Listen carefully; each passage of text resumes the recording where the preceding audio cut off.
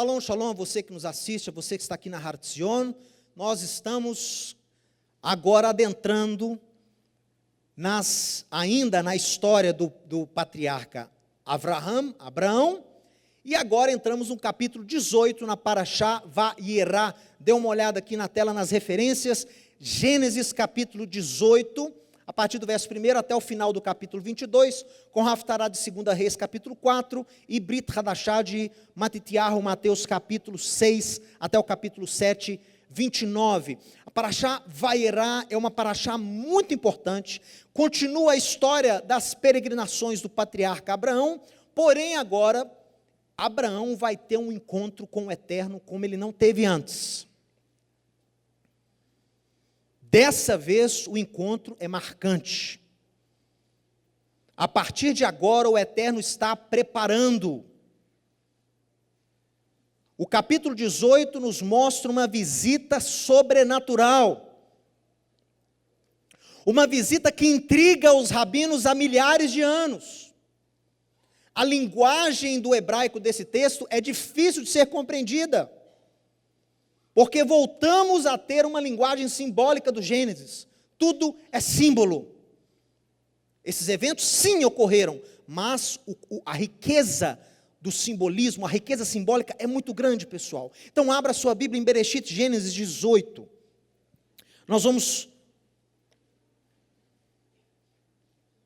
tentar conduzir aqui um breve estudo sobre este encontro do patriarca com esses seres, e também a proposta do Eterno de sacrificar o seu único filho, Yitzhak, que é anunciado aqui no capítulo 18, e ele então depois é requerido da parte de Adonai, no que nós chamamos na tradição judaica de Akedah. Akedah é o quase sacrifício de Isaac, que também é repleto de simbolismo, não é?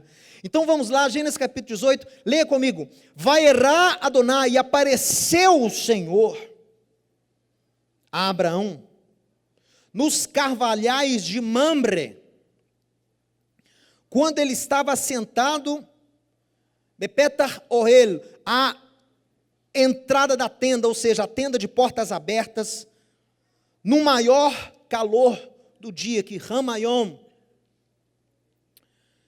Pare aí comigo um pouco. Capítulo 17 é instituído em Abraão e nos seus descendentes, no caso aqui em Ismael e também nos seus servos, a prática da Brit Milá, da circuncisão.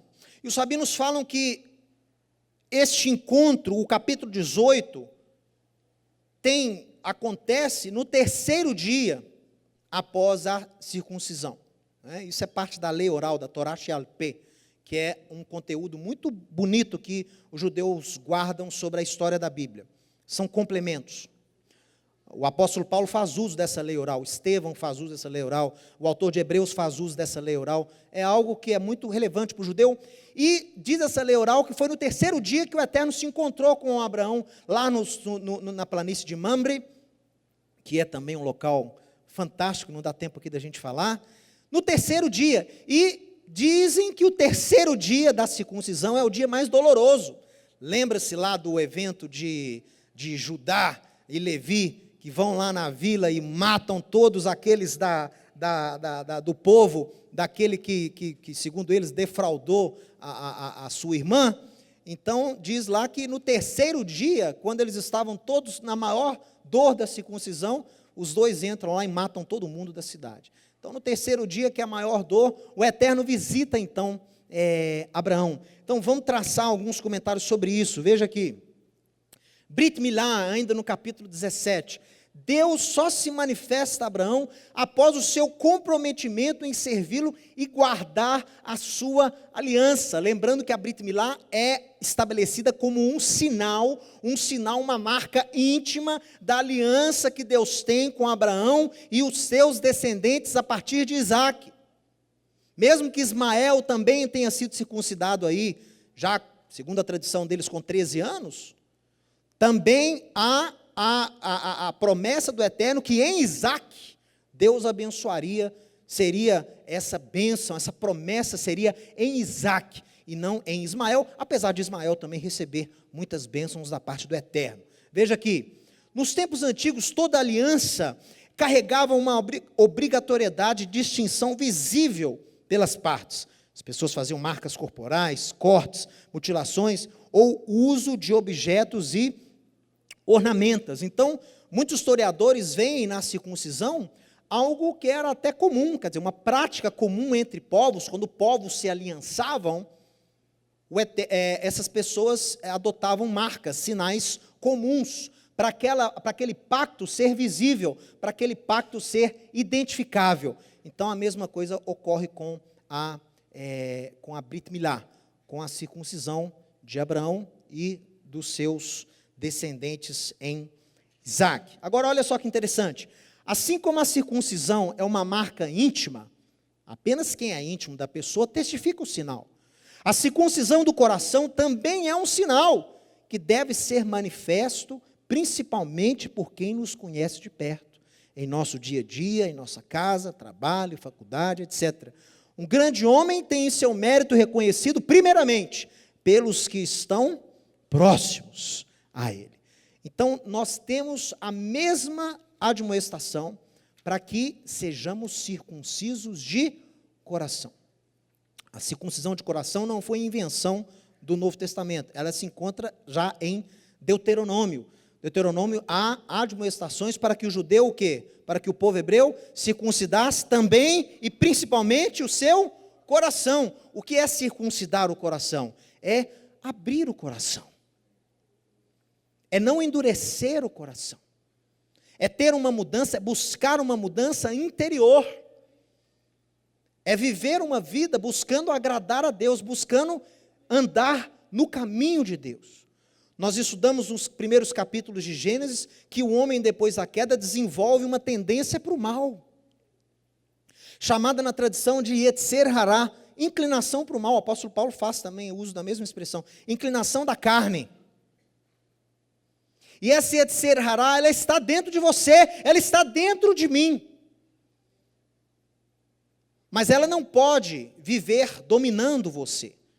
Os seus desejos naturais, os seus instintos animais, não podem controlar a sua vida. Se você for entregue a esses desejos naturais, você está à beira da morte. Primeiro da morte espiritual e com certeza da morte física. Nós temos que viver segundo as palavras de Deus a Caim, o quê? Dominando. Cabe a ti governá-lo. Cabe a ti governá-lo. Cabe a você controlar, mortificar a sua carne. E ser guiado não pelo Yetzer Hará, mas pelo Yetzer Hatov, pela tendência a obedecer a Deus, pela sua inclinação ao bem. E com o Espírito do Eterno dentro de você, você tem como fazer isso. Ó. Você tem como viver controlando o seu macaco interior. Lembra da palavra tzadik? Né? O que é o tzadik? É aquele que põe de lado, tzad, etakuf, o macaco. Tzadik é, em hebraico, aquele que aprisiona o seu instinto animal. Esse é o justo, aquele que controla. Nós dissemos também nos primeiros capítulos de Gênesis que em hebraico não existe a expressão proibir, não existe o verbo proibir. Mateus, mas a palavra assur, laassor em hebraico, não, laassor é controlar. O Eterno não te proíbe nada, o Eterno pede que você controle o seu instinto, controle as suas vontades. Nem tudo que você sente é certo. Nem tudo que você sente para fazer é correto. Então, nossa vida é um eterno que controle, você tem que se controlar. O apóstolo Paulo faz uso disso quando diz: todas as coisas me são lícitas, mas nem tudo me convém, porque ele sabe que no hebraico não existe a palavra proibir, mas tem o quê? Controlar, controle-se. Tudo isso é muito interessante. Vamos voltar agora ao capítulo 18. Pessoal, Abraão estava lá. No maior calor do dia. E essa expressão calor, os rabinos falam que tem uma conotação de dificuldade, né, de tribulação. Por quê? Se for verdade que ele estava no terceiro dia da circuncisão, era o dia mais dolorido. As pessoas não conseguem nem se levantar direito. E o Eterno aparece para ele. Como? Olha aqui.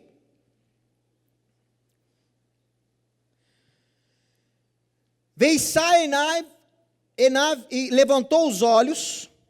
Vehine shlosha anashim nitzavim alav. E eis que 3 homens estavam de pé alav, sobre ele. Não fala ali Adô, ao lado dele. Não fala lefanav, na frente dele. O hebraico é sobre ele. Então os rabinos já começam uma construção midrásica fantástica, que esse encontro, pessoal, esses 3 homens que vieram sobre Abraão representam a Shekhinah, a presença de Deus, a manifestação física da presença de Deus, é chamada de Shekhinah. Abraão teve uma visitação do Espírito de Deus, de forma material, na forma de 3 homens. A Shekhinah desceu sobre ele.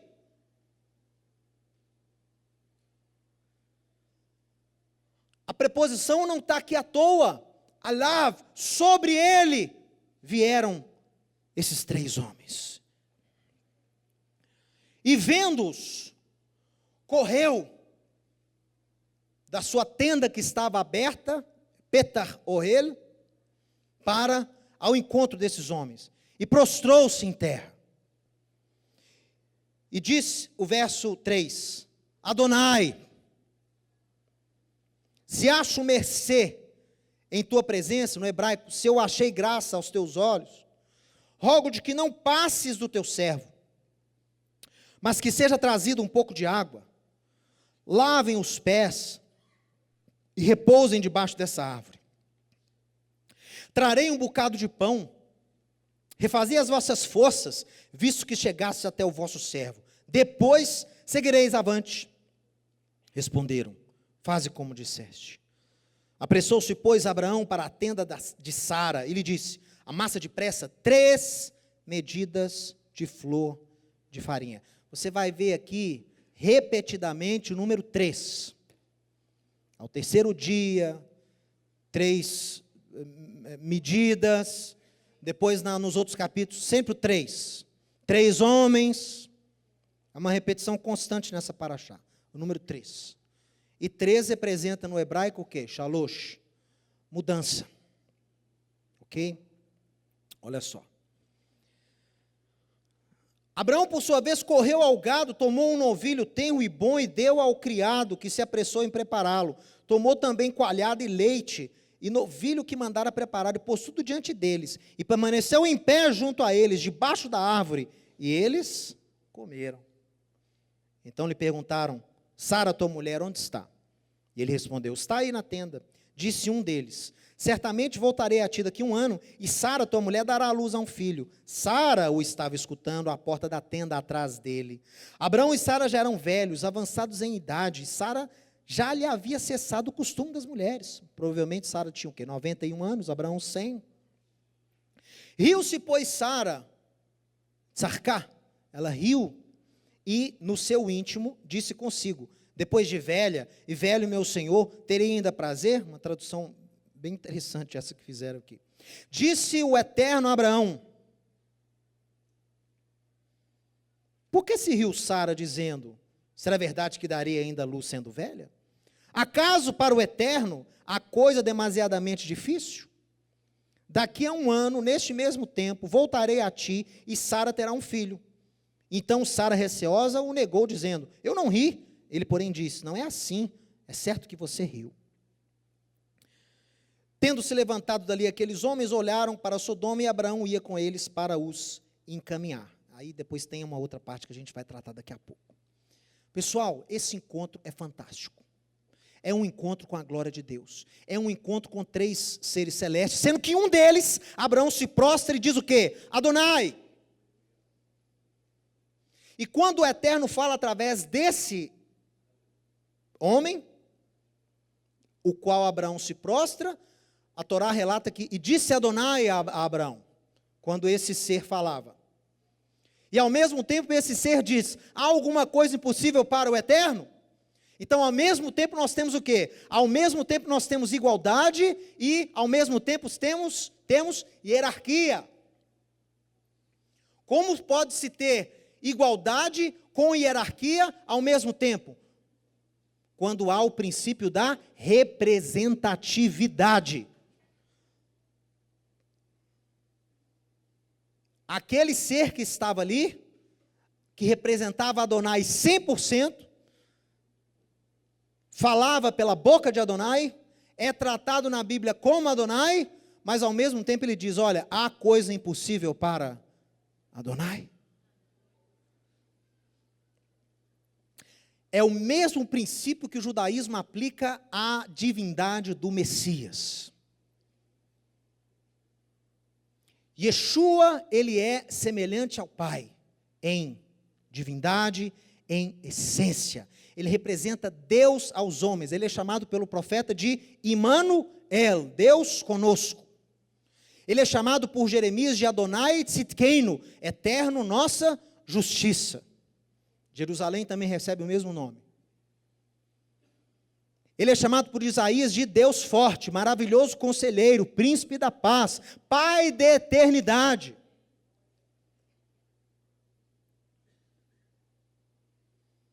Mas ao mesmo tempo que ele recebe essa autoridade de representar Deus 100% a nós, ao mesmo tempo, ele ainda deve obediência e submissão àquele que lhe enviou. E ele deixa isso claro em várias ocasiões. Eu não vim fazer a minha vontade, mas a vontade do Pai. E as palavras que digo não são minhas, mas são palavras que o Pai me deu. O Pai é maior do que eu. Nós temos hierarquia e igualdade ao mesmo tempo. Como? Com o princípio da representatividade. Há alguém que representa uma outra pessoa 100%. Se há um congresso, há um convite para o meu pai, como foi agora nos Estados Unidos, o convite para o MJBI foi para o meu pai. Meu pai não pôde ir, mandou-me no seu lugar. Eu, quando estou ali, represento o meu pai 100%. Não há diferença entre nós. A minha presença ali representa a presença do meu pai, do fundador do Ministério Ensinando de Sião. Quem me recebe bem, está recebendo bem aquele que me enviou. Quem me trata bem, está tratando bem aquele que me enviou. Mas, ao mesmo tempo, quem está ali não é o Marcelo, é um representante do Marcelo. E as pessoas sabem que o que eu falo, o que eu faço, foi me incumbido. Quem está entendendo aí? Vocês estão, tá claro? Eu já falei várias vezes sobre isso, mas estou só lembrando, porque esse evento com os anjos é a mesma coisa. E Abraão se prostra em adoração diante desse ser, que era o representante pleno do Eterno. E ninguém o acusa no judaísmo de idolatria. Alguém acusa Abraão de idolatria? Na tradição judaica, há algum midrash que fala que Abraão cometeu idolatria, porque se prostrou diante daquele representante do Eterno? Não. Por quê? Porque quem estava falando ali através daquele ser era o próprio Deus.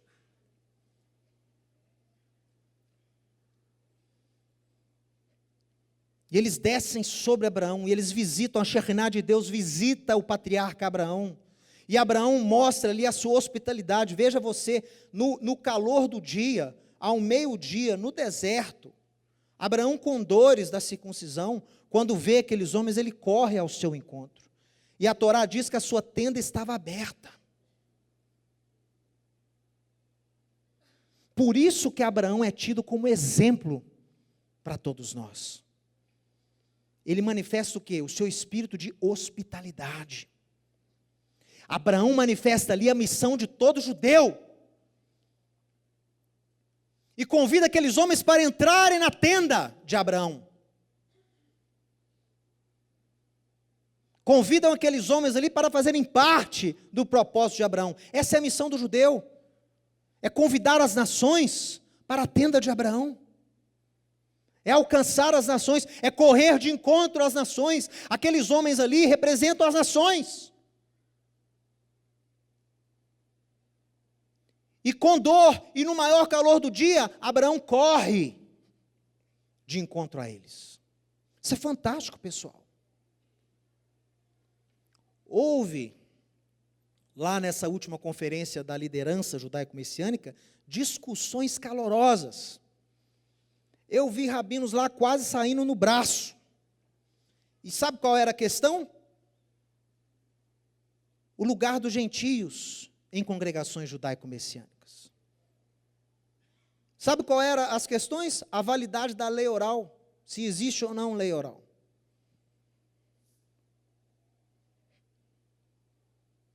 E eu vi um rabino, um grande amigo meu, dizendo, olha, eu ajo, eu faço, eu vivo como Abraão. Eu corro de encontro às nações. Um judeu que não está preocupado em alcançar as nações, não é um judeu completo. Um judeu que não está seguindo o exemplo do primeiro judeu, não é um judeu completo. O judeu só existe para ser bênção para as famílias da terra. Ele foi criado para isso. Deus só escolhe Abraão depois do Gênesis capítulo 11. O que foi Gênesis capítulo 11? Babel. Por causa da rebeldia dos homens, não tinha nação até Babel. Era um povo só, era uma língua só. E os homens se rebelam contra Deus. Se rebelam contra a autoridade de Deus, e Deus os pune, dividindo-os em nações, espalhando-os pela terra. E Deuteronômio fala que ele dividiu as nações de acordo com o número dos filhos de Israel. Naquela época, quando nem havia ainda Abraão. As nações são criadas em Gênesis capítulo 11. Imediatamente no capítulo 12 você tem o quê? O chamado de Abraão. Já é um antídoto de Deus para a maldição que os homens chamaram sobre si. Qual é a missão de Abraão? Eu vou criar um povo a partir de você, Abraão. E você vai ser o responsável por agregar de novo a humanidade no meu manto, na minha tenda, na minha roupa. Abraão vai dar origem a um povo que vai ser responsável por trazer as nações de volta a Deus. Deus não quer que as nações estejam longe dele como hoje. Deus quer que as nações sejam resgatadas. Deus quer que as nações reconheçam e sigam o caminho de Deus. Deus quer que as nações conheçam os princípios eternos de Deus. Deus quer que as nações conheçam a Torá. Deus quer que as nações conheçam a Deus através do seu ungido. Que Ele é o único caminho. Yeshua é o único caminho. Yeshua é o único que pode levar a Torá, que pode levar o conhecimento de Deus para o mundo. Você sabia disso?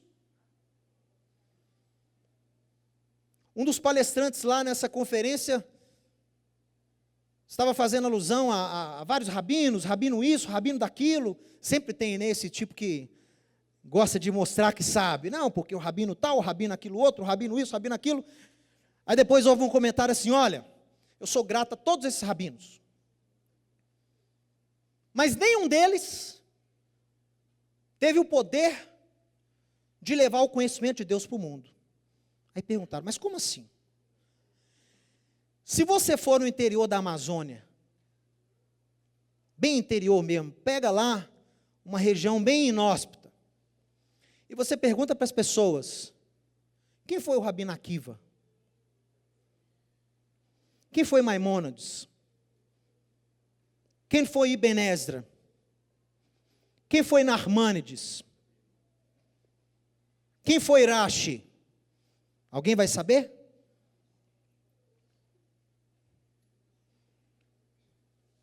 Agora você chega nesse mesmo local e pergunta para a mesma pessoa, você sabe quem foi Moisés? Você já ouviu falar do êxodo do Egito?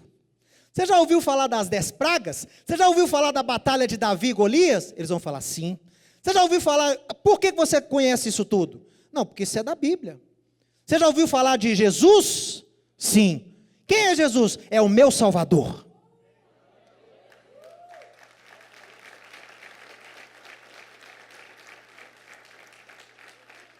Yeshua representa a Torá sem fronteiras. E Yeshua é o único na história de Israel que tem o poder dado por Deus para levar o conhecimento do Eterno às nações. E isso tem acontecido. Apesar do que tem sido feito contra ele, contra o seu ensino, contra o seu povo, contra a sua identidade, é verdade. Todo o Egito foi abençoado por Tzafnat-Paner. Não foi? O Egito não sabia quem era Tzafnat-Paner? Sabia. Tzafnat-Paner era bênção para o Egito? Era. Tzafnat-Paner foi bênção para o mundo? Foi. Mas e os irmãos de José? Reconheceram em Tzafnat-Paner alguém próximo? Não. Mas pelo fato de Tzafnat-Paner ser Tzafnat-Paner, impediu o mundo de ser abençoado? Não, o mundo foi abençoado com ele vestido de egípcio. Mas chegou o momento onde ele iria se revelar, não só para o mundo que já era bênção, mas para os seus irmãos. Mas como Tzafnat-Paner, os irmãos não reconheceram. Falando língua egípcia, os irmãos não reconheceram. Quando ele começou a se despir daquelas roupas egípcias, limpar a sua maquiagem, tirar a peruca, virar para os irmãos e dizer, quando ele disse, Ani Yosef, Udhai Avinu, eu sou José, ainda vive o nosso pai. Aí sim, a bênção. Se o mundo já foi abençoado com Tzafnat-Paner, imagina no dia que esse Tzafnat-Paner restaurar a sua identidade de volta para Yosef ben Yaakov. Aí ele vai ser bênção para o Egito e também para Israel. É isso que está acontecendo agora.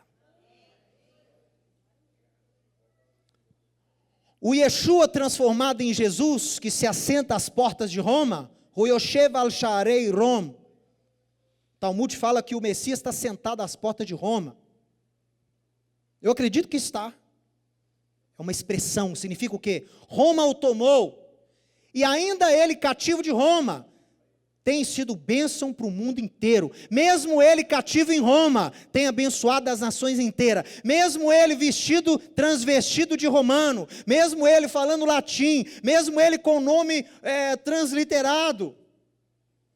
Tem levado a Torá para o mundo. Imagina no dia que esse Jesus se revelar ao seu povo como Yeshua ben David ben Avraham. Aí, meu irmão, você vai ver uma revolução. Aí, ele vai sair de Roma e vai voltar para casa. É isso que nós aqui no Estranho de Sião temos feito nos últimos 20 anos. Levar Yeshua de volta para casa. E como que eu faço isso? Eu restauro o seu ensino. Eu coloco o seu ensino no contexto original. Eu ensino esses que vieram a conhecer Deus através dele, que há muito mais a ser aprendido. Que esse Yeshua veio escrever a lei de Deus no nosso coração e não aboli-la. Eu ensino que Yeshua jamais rejeitou o seu povo. Que Yeshua não veio senão para as ovelhas perdidas da casa de Israel. Que Yeshua não fez o Eterno eleger outro povo e rejeitar Israel. Que Yeshua, conforme as palavras do sábio Simeão, que apresentou o menino Yeshua no templo, ele diz, Deus, agora podes despedir o teu servo em paz, porque os meus olhos já viram a tua salvação. Luz para a revelação aos gentios e glória para o seu povo Israel. Ele já é luz para a revelação aos gentios, tem sido nos últimos 2000 anos. Agora é hora dele ser glória para Israel. Chegou a hora dele ser glória para Israel. Chegou a hora dele se manifestar como filho de Davi, filho de Abraão. Por que as primeiras palavras do Novo Testamento declaram, genealogia Toldot, Sefer Toldot Yeshua, filho de Davi, filho de Abraão, porque ele segue os passos de Abraão. Ele se preocupa com as nações. Ele se preocupa em difundir os atributos de Deus, a lei de Deus. Abraão ganhava almas para Deus. Desde quando foi chamado lá em Harã. Harã tem uma alusão de pecado, né? Harã, pecado. Abraão sai dali. Tera, o seu pai, acaba sendo... O pai foi chamado. Mas alguma coisa aconteceu em Harã que o pai ficou. E a tradição judaica diz que o pai de Abraão envolveu-se com a construção de ídolos. Ele fazia ídolos. E Abraão já havia tido a revelação do Deus único. Deus lhe revelou na imensidão do universo sobre a sua natureza. Abraão sabia que aqueles deuses eram fúteis, que aqueles deuses não passavam de pedra, pau. E lutava contra a sua própria família para trazer o conhecimento de Deus, para que eles largassem a idolatria. Diz a um Midrash, que conta que o pai de Abraão tinha uma loja de ídolos. E Abraão ficou tomando conta um dia para o pai. E Abraão ficava falando: pai, o senhor tem que largar esses ídolos, pai. Pai, eles não são deuses, pai. Pai, eles são mortos. Pai, eles não conseguem ir de um lugar para o outro se alguém não carregá-los. Pai. Aí um dia, o pai não lhe dava ouvidos. Um dia o pai o deixou cuidando da loja, foi fazer alguma coisa, voltou e estava a loja toda quebrada. Os ídolos todos destruídos, tudo no chão quebrado. E aí Tera virou para Abraão e falou: meu filho, o que você fez? O que aconteceu? Ele disse: pai, veio uma pessoa aqui e fez oferenda para um, e o outro ficou com ciúme, e começaram a brigar entre eles. Um ídolo brigava com o outro, um ídolo não aceitava, e com isso eles fizeram uma briga aqui na loja, um brigando com o outro, e destruíram todos, se destruíram. E aí o pai disse: meu filho, que bobagem é essa? Não passam de pedra e pau. E ele disse: é isso que eu estou tentando falar para o senhor há tanto tempo.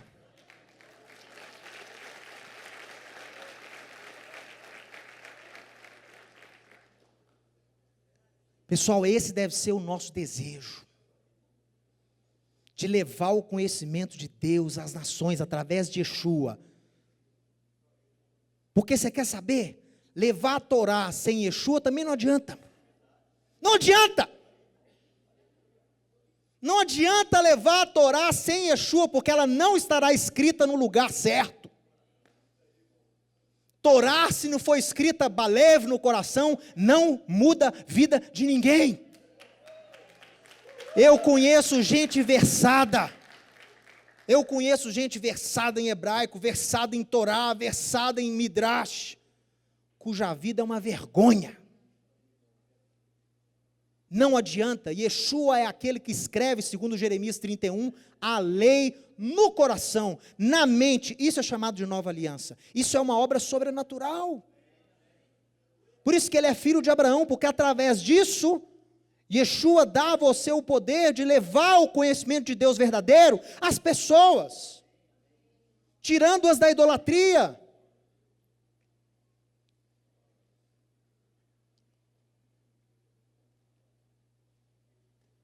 Não pode haver gentio no reino de Deus. Quando começaram a discutir na reunião lá que eu tive agora, não sei o que gentio, não sei o que gentio, eu disse: olha, não há gentio. Paulo em Efésios 2 fala que eles eram gentios, agora eles são parte da família de Deus. Não há gentio no reino de Deus.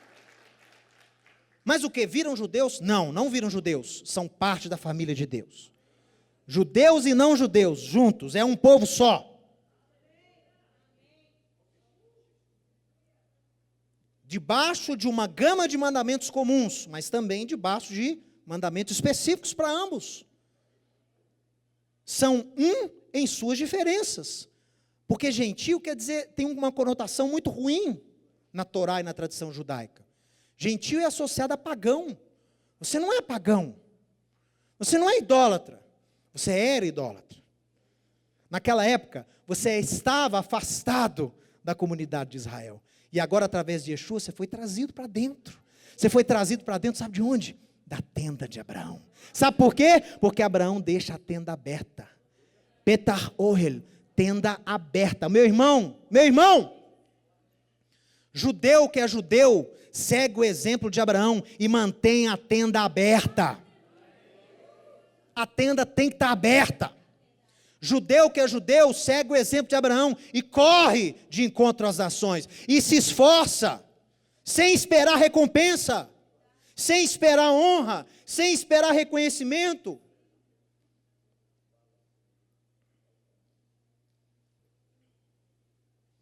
É sair de encontro, é se esforçar, é sair da zona de conforto. Abraão saiu da zona de conforto. E tem umas analogias aqui tremendas. Ele vai de encontro aos homens, não é?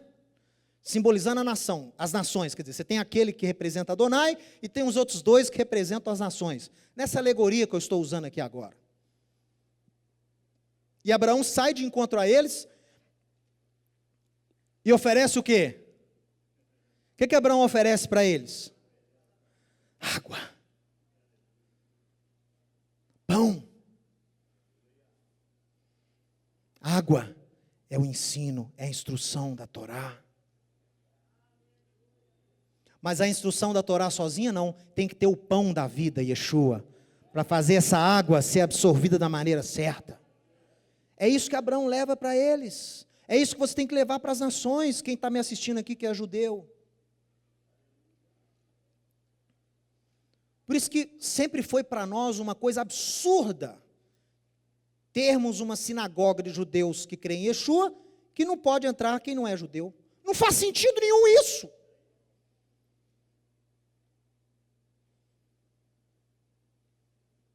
Nós somos luz do mundo, nós somos o sal da terra, nós somos bênção para as famílias da terra.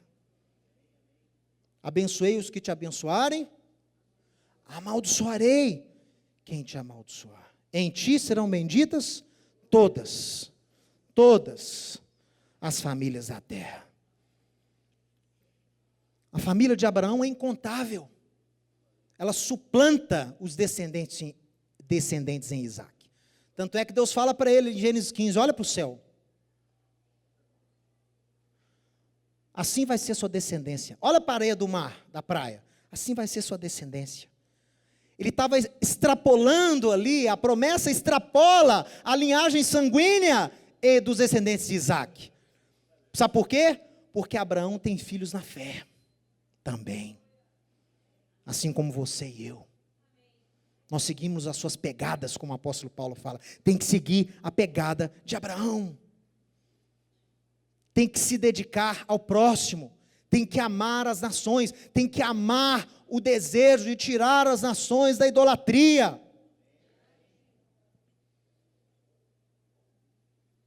Tem que amar o desejo de tirar o povo de Deus da idolatria, porque está embebido em idolatria do mesmo jeito. Tem que tirar, pessoal. Você tira um retrato hoje do mundo chamado cristão, englobando católicos e evangélicos, há muita idolatria. E os evangélicos têm que cuidar um pouco para não falar muito mal do lado católico, não, porque há tanto quanto idolatria no meio evangélico, de outras formas, com outras vestimentas. A idolatria no meio evangélico tem microfone, gelo seco e luz de neon. É idolatria do mesmo jeito.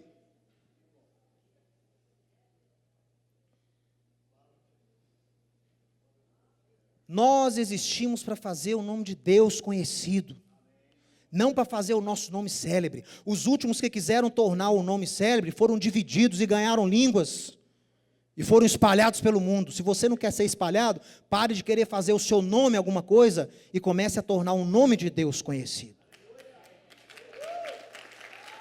Ok? Não podemos deixar o nosso nome como posteridade. A glória do eterno tem que ser a nossa posteridade. A nossa herança é o Senhor. Capítulo 18. Os rabinos falam que esse terceiro homem era Adonai que não é Adonai. Opa! Não, não era o anjo Rafael. Tem muitas pessoas que acham que era Rafael. Não era Rafael. Rafael deve ser muito glorioso, mas não era Rafael. Era Adonai que não é Adonai. Assim Rashi expôs. Salmo 110. Disse Adonai ao meu Senhor. Olha aí.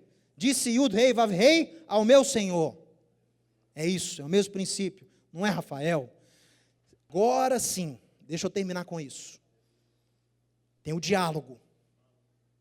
Depois que Abraão os deixa, que eles comem, debaixo da árvore. Oh, meu irmão, que árvore é essa? Etzraim. Que árvore é essa? Olha que eles não chegam à tenda, eles ficam debaixo da árvore, mas não dá tempo. Vamos adiantar. Aí, eles têm um diálogo entre eles. Tem um diálogo entre eles. E o diálogo é o seguinte: se Abraão foi escolhido para lutar pelas nações, se Abraão foi escolhido para livrar as nações do juízo, do pecado, da idolatria, se ele ouvir de nossa parte um anúncio de juízo, qual vai ser a atitude dele? Qual é a sua atitude? Você vê uma pessoa pecadora, uma pessoa que está embebida no pecado, aí você ouve de Deus um juízo. Chegou a punição para essa pessoa. Muitos de nós diria, bem feito. Muitos de nós diríamos, né? Como é que é? Chegou a hora, já vai tarde. Seria essa a atitude da bênção para as famílias da terra? Não. Esse já é um teste. Esse já é um teste para Abraão. Qual vai ser a atitude dele? Esconderia eu o que hei de fazer a Abraão? Visto que a sua descendência foi escolhida para ser bênção? Não. Vou deixar ele conhecer que o fogo vai cair lá em Sodoma e Gomorra. E naquelas cidades circunvizinhas. Vamos ver o que ele vai fazer. Vamos ver se ele vai passar no teste.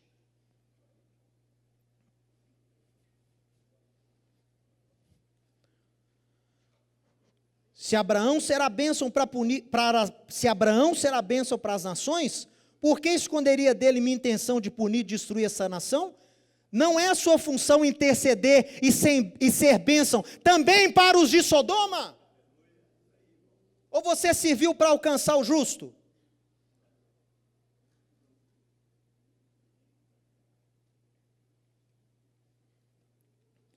Abraão, como bênção para os povos da terra, recebe de Deus o seu primeiro teste. Agiria ele em favor da população de Sodoma?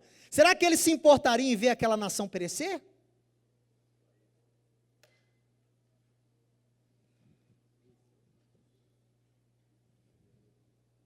E aí, nós temos a intercessão de Abraão. Ele passa no teste, irmão. Graças a Deus que ele passou no teste. Porque senão você não estaria aqui hoje. Esse é o primeiro teste. Ele arrisca a sua vida. Os dois descem a Sodoma e Gomorra, e aquelas cidades circunvizinhas. Ele fica com Adonai. Ele arrisca a sua vida em favor de pecadores que ele nem conhecia.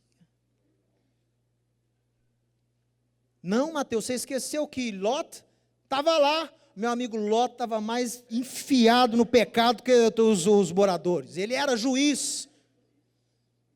E a sua missão de juiz deveria ser o quê? Redimi-los da idolatria. Mas sei lá o que aconteceu. Ele não estava sendo influente lá, não. E aí Abraão começa a arriscar a sua vida. Mas se tiver 50? Mas se tiver 40? 45, 40, 30, 20, se tiver 10, Adonai, me perdoe por estar falando de novo. Se eu achei graça ao Senhor, me perdoe, mas eu vou falar.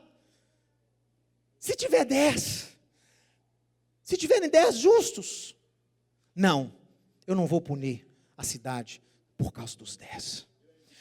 Eu te digo uma coisa, o mundo existe hoje. Número 1, por causa da misericórdia de Deus. Número 2, por causa dos justos. Porque Deus retém o seu juízo pela presença dos justos em nosso meio.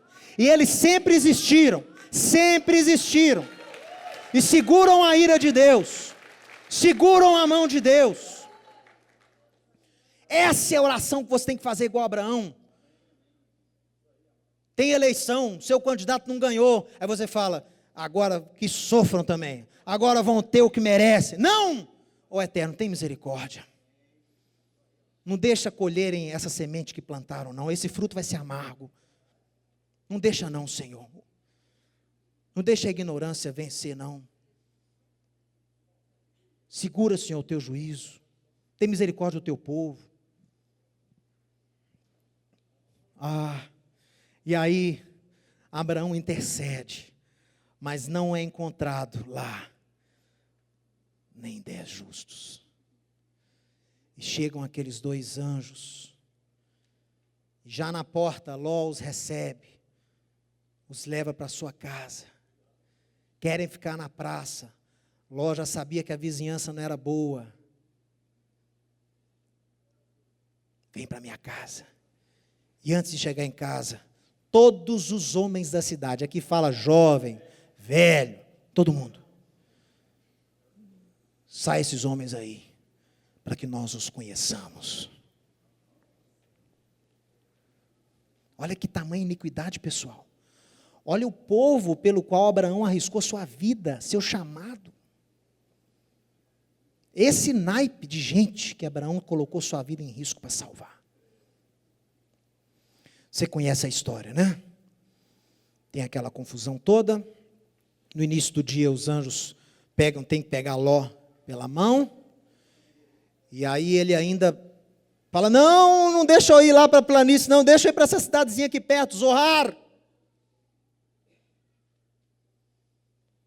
Não entendeu que Zoar também seria destruída. Não, se eu for para lá vai ser muito ruim, deixa eu ir para essa cidadezinha aqui. O anjo deixa, e quando ele chega na cidade, vem fogo e enxofre do céu. E destrói aquelas cidades.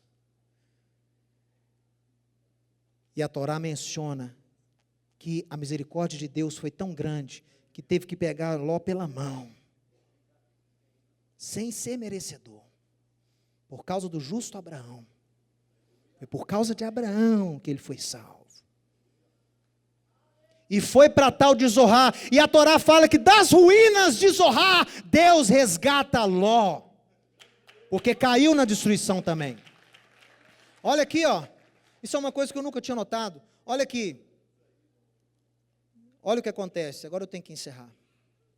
E aí, olha só, verso 22, capítulo 19, os anjos falam, apressa-te, refugia-te na cidade de Zoar, pois nada posso fazer enquanto não tiver chegado lá. Por isso chamou-se Zoar, o local da cidade, porque ele falou assim, posso ir para a cidade que é Metzoar, que é pequena? Então aí ficou Zoar. E aí, pessoal, fez o Eterno chover enxofre, parará. E olha aqui que interessante, verso 29. Ao tempo que destruía as cidades da campina, lembrou-se Deus de Abraão, olha, lembrou-se Deus, não foi de Ló, lembrou Deus de Abraão e tirou a Ló do meio das ruínas. Ele estava lá no meio do enxofre do fogo e foi salvo por Deus. Você sabia disso? O milagre foi muito maior do que eu imaginava. Ele estava lá no meio. E Deus teve que resgatar ele do meio das ruínas de Zoar. Bom, meu amigo, tem muita coisa. Aí tem a Akedah, né, o sacrifício quase sacrifício de Isaac. A tradição fala que Isaac já tinha 40 anos, então não era um garoto, entendeu? Podia ter se rebelado, Isaac aceitou, obedeceu. Por isso que a Akedah de Isaac é um reflexo de Yeshua. E só para te dar um negócio bem interessante que eu estava lendo ontem. A primeira vez que a palavra amor aparece na Torá, é aqui, ó. Abraão, pega teu filho a quem amas. É a primeira vez que a palavra Ahavá aparece na Bíblia. Pega teu filho a quem amas.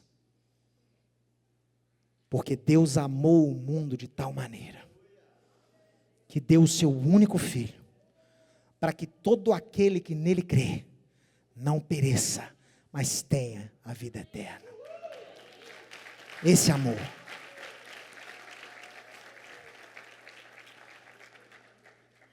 Talvez nós vamos estudar mais tarde, então, a Akedah, que é o outro teste de Abraão. O primeiro foi lá em Sodoma, agora é o maior teste de todos.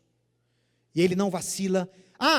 Aqui também há, pela primeira vez, 3 vezes a expressão Hineni. É a primeira vez que aparece 3 vezes no mesmo capítulo. Hineni. Deus chama Abraão. Hineni, eis-me aqui. Depois o Isaac chama, meu pai. Hineni, meu filho. E depois, quando ele está lá com o cutelo para poder degolar Isaac, grita o anjo, Avrão! E ele fala, Hineni. Não faça isso. Eis-me aqui para servir.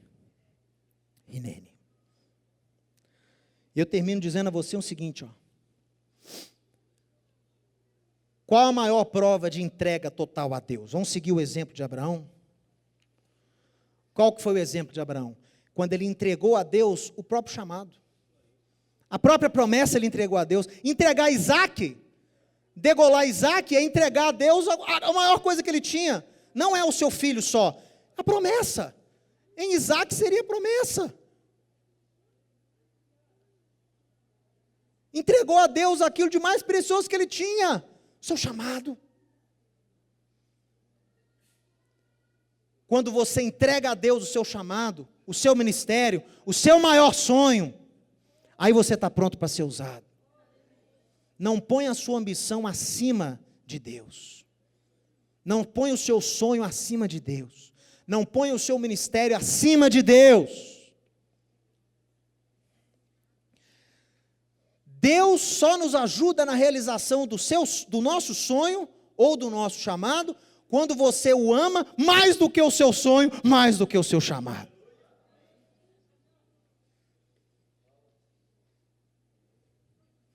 Na Akedah, Abraão provou que amava a Deus mais do que a própria promessa feita por Deus. Abraão provou que a sua fé era uma fé aliada à prática, e por isso lhe foi imputado como justiça. Sem Torá, ele alcançou a justiça antes da circuncisão, porque a sua fé lhe foi imputado como justiça. Sonhe, planeje, prepare-se, qualifique-se, mas ame a Deus sobre todas as coisas e pratique a sua fé, restauração já, em nome de Yeshua, amém, amém e amém.